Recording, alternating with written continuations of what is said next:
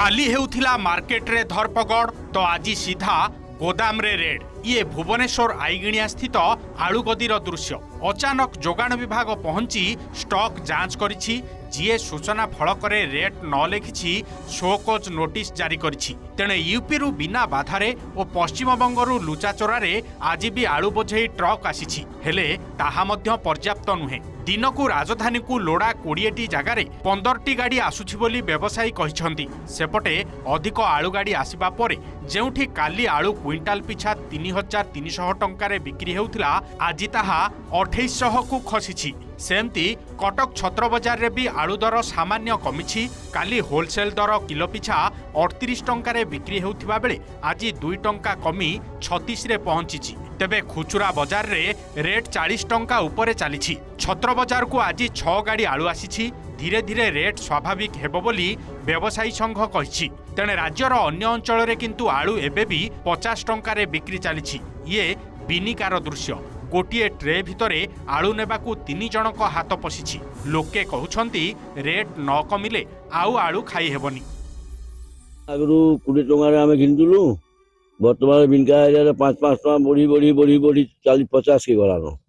बोला आलू आमे खाइमु आर करा यार 2 केजी दरकार से आधा केजी पाए नउछु आ 3 तरकारी खाउछु।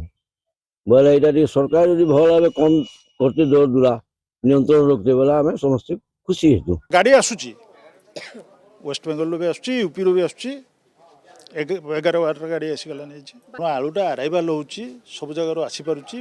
व्यवसायी मानकर कौन एक्चुअली प्रॉब्लम रोचे आलु आनिबा पई से विषय में अनुधान कर। काली राति सुधा प्राय 120 ରୁ 130 टी गाड़ी ओडिशा बाजार को प्रवेश करिछि।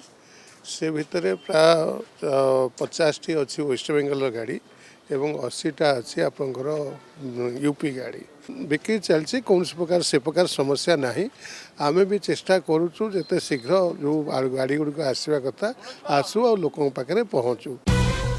एणे आलु संकट को नहीं विधानसभा रे थमुनी ताती। अत्यावश्यक सामग्रीर दरदाम आकाश छुआ और राज्य सरकार नीरव द्रष्टा शीर्षक मुलतवी नोटिस आलोचना बेले बीजेडी सीधा सड़क राज्य सरकार को टार्गेट करथिबा बेले कांग्रेस अभियोग आनिथिला दरदाम नियंत्रण रे सरकार विफल। तेणे उत्तर रखी जोगाण मंत्री कृष्णचंद्र पात्र कहिथिले आलु दर सामान्य बढ़िछि। गतकाली 300 ट्रक आलु आसीछि। 70 टंकारे बिक्री हेबा कथा मिछ।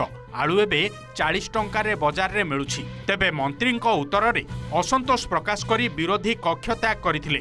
तेणे दर वृद्धि स्थिति पई पूर्व सरकार को दायी करिछि बीजेपी। बेपरुआ भाव में वक्तव्य दौरान बेपरुआ भाव में सरकार चलाउछन्ति।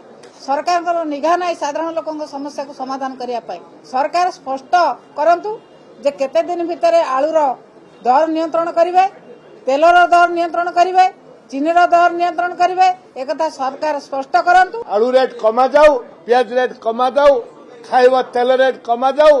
गरीब खटिकिया चाषी मूल्य मान को ठीक मूल्य रे तेल डाली आलू प्याज सब दिया जाऊ। ये हूँ आम दाबी। 24 वर्ष शासन कले नवीन पट्टनायक। आलू तो उत्पादन करिवो कृषक आ चाषी ना। ओडिशा रे आ चाषी किए अछंती कि सबु तो पळेले सूरत, मुंबई, चेन्नई खटिया को पळेले। गोटे कोल्ड स्टोरेज ओडिशा रे नाही ताले आलू कोठे रखिबे उत्पादन करिवो किए। राज्य को धीरे धीरे आलु जोगाण स्वाभाविक हेउथिबा बेले सहरांचल भली ग्रामांचल रे केते शीघ्र रेट खसुछि ताकू एबे अपेक्षा। Bureau report, OTV.